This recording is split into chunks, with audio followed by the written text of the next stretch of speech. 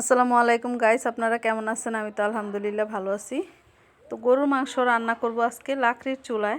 মেয়ের জামাই চলে যাবে, সময় ফুরিয়ে আসছে, তো ভাবলাম লাকড়ির চুলায় একটু রান্না করে খাওয়াই। লাকড়ির চুলার তরকারি নাকি অনেক মজা হয়, সেজন্য।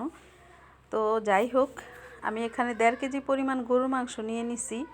তেল, চবড়ি, হাড্ডি সব কিছু মিলিয়ে, আর আদা রসুনের পেস্ট, হলুদ, মরিচ, ধনিয়া, জিরা একসাথে করে একটা বাটিতে নিয়ে নিছি।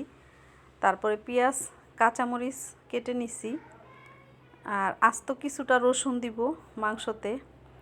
আর আপনাদের ভাইয়াকে বলেছিলাম যে আমি একটু হাত দিয়ে মাংসটা মাখাবো, তুমি আমাকে একটু ভিডিও করে দাও। ও হচ্ছে মোবাইলটাকে হয়তো উল্টা করে ধরছিল, সেই জন্য ভিডিওটা এরকম হচ্ছে।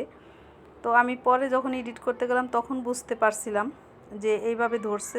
জিজ্ঞেস করলাম, বলতেছে না ঠিক ধরছি। আসলে ও যখন ধরছে তখন হয়তো মোবাইলটা উপর সাইডটা নিচা করে ধরছে আর নিচের সাইডটা উপরে ধরছে, সেই জন্য এরকম হয়েছে ভিডিওটা।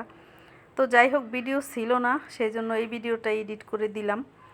তো সবাই কিছু মনে করবেন না, ভিডিওটা দেখবেন। আর যদি ভালো লাগে শেয়ার করে দিবেন, লাইক দিবেন, সাবস্ক্রাইব দিবেন। আর এই যে এখানে সব মশলা দিয়ে দিলাম। এখানে আমি হলুদ, মরিচ, ধনিয়া, জিরা, আদা রসুনের পেস্ট, তারপরে হচ্ছে মাংসর মশলা, সব কিছু একসাথে করে তেল, পেঁয়াজ সব মিলিয়ে আর কি হাত দিয়ে একটু মেখে নিলাম।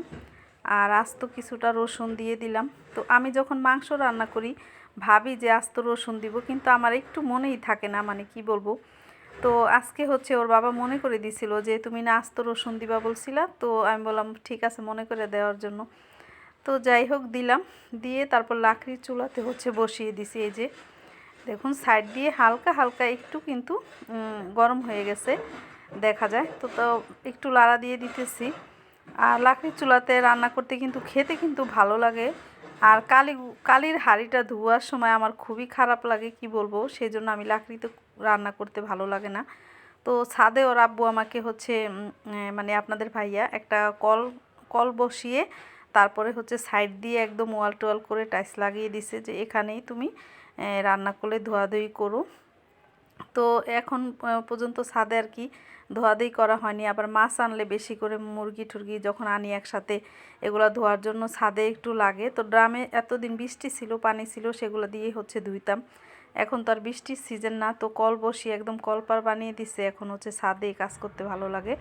আর ভাবলাম ঠিক আছে, ছাদে যখন ধোয়ার জায়গা আছে সেজন্য ভাবলাম একটু রান্না করি। তো এখানে আপনাদের ভাইয়া বলছিল অনেক বড় বড় করে আলু দিবে, বড় সাইজের আলু নাকি খেতে ওর কাছে ভালো লাগে। তো একটু বড় বড় করে মাংসর সাথে আলু দিলাম। আর মাংসটা প্রায় আমার হয়ে গেছে দেখুন, একদম কিন্তু মাখা মাখা হয়েছে, ঝোলটা খুবই ঘন হয়েছে। আর লাকড়ি চুলার রান্না খেতে তো সবাই ভালোবাসে। তো আমি এখন একটু নামানোর আগে জিরার ফাঁকি দিয়ে দিব। গরু মাংসতে কিন্তু জিরাটা ভেজে তারপরে হচ্ছে গুঁড়া করে দিলে সেটা খেতে আরও বেশি ভালো লাগে। তো আমি হচ্ছে সব সময় মাংস রান্না করলে জিরার ফাঁকিটা উপর দিয়ে দেওয়ার চেষ্টা করি।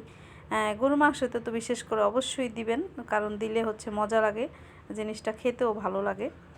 তো যাই